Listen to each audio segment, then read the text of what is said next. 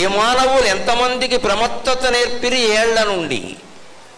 జాగ్రత్తగా ఉండాలని చెప్పడానికి మన వాళ్ళు పెద్దవాళ్ళు ఏమంటారంటే అప్రమత్తంగా ఉండండి, అప్రమత్తంగా ఉండండి అంటారు. అప్రమత్తత అంటే జాగ్రత్తగా ఉండడం, ప్రమత్తత అంటే నిర్లక్ష్యంగా ఉండడం. ఈ నిర్లక్ష్యం ఈ జాతికి ఎవరు ఎన్నేళ్ల బట్టి నేర్పారు?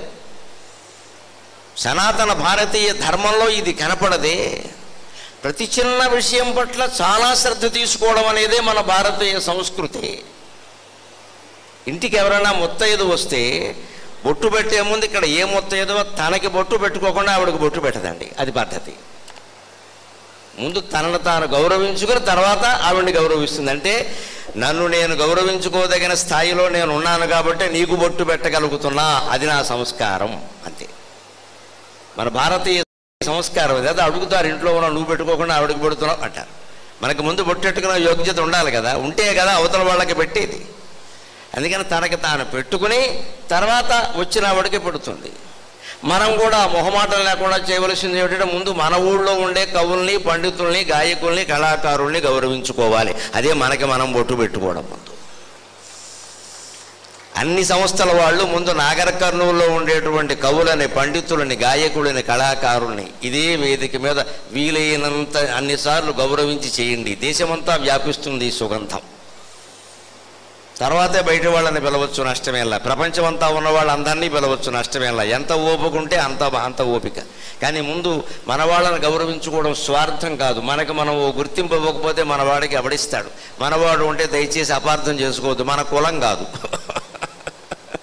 మన నాగర్ కర్నూలు అనే అర్థం. అంతేకాని మన కులం కాదు. మళ్ళీ అలా వెళ్ళిపో మేము మనవాళ్ళనే చేస్తాం, మనవాళ్ళు అంటే అది కాదు ఇక్కడ అర్థం. మన కులం కాదు, ఎవరు ప్రతిభావంతుడో వాడిని గౌరవించాలి. అలాగా ప్రమత్తత ఎక్కడి నుంచి? ప్రతి చిన్న విషయంలోనూ అంత శ్రద్ధగా ఉంటామే.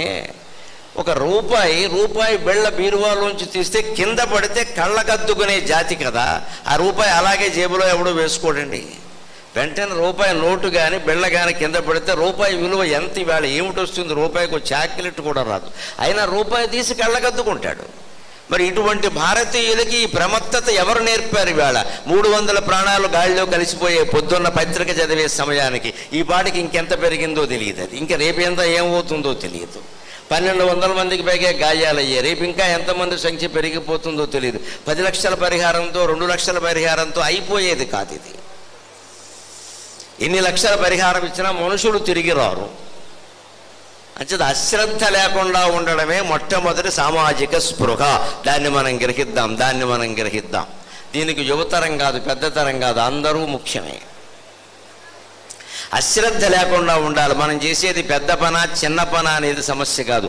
చిన్న పనైనా సరే బాగా శ్రద్ధగా చెయ్యాలి. వివేకానందుడు అంటాడు ఒక్క మాట, గొప్పవాళ్ళ యొక్క గొప్పతనం అంతా వాళ్ళు చేసే పెద్ద పెద్ద పనుల్లో ఉండదు, చిన్న చిన్న పనుల్లోనే ఉంటుంది, జాగ్రత్తగా గమనించండి అంటాడు.